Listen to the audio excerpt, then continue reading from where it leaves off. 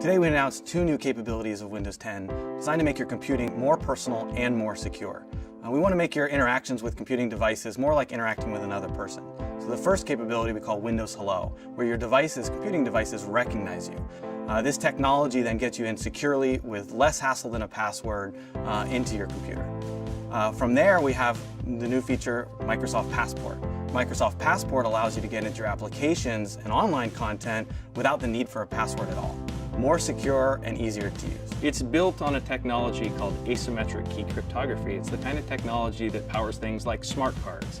It's how you verify web servers. It's used by cell phones to verify networks. It's a technology that's been around for a long time. It's well proven, but it's never made its way into something that real consumers can use.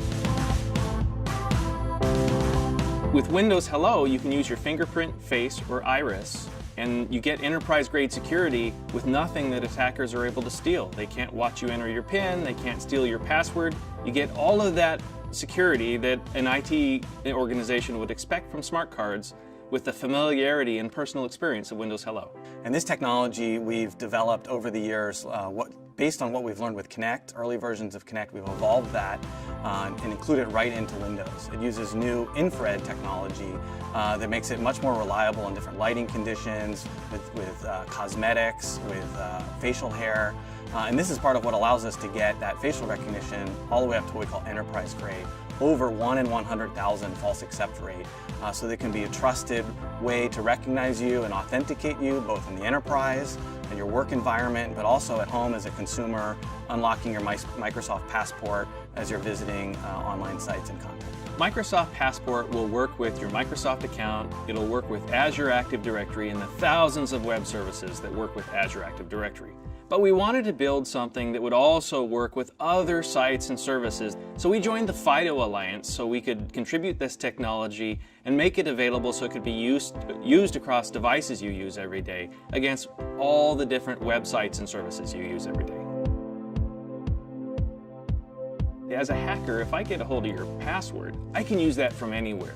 But with Microsoft Passport, the key is actually bound in hardware to my device. So the only way a hacker can use my identity is to actually steal the device.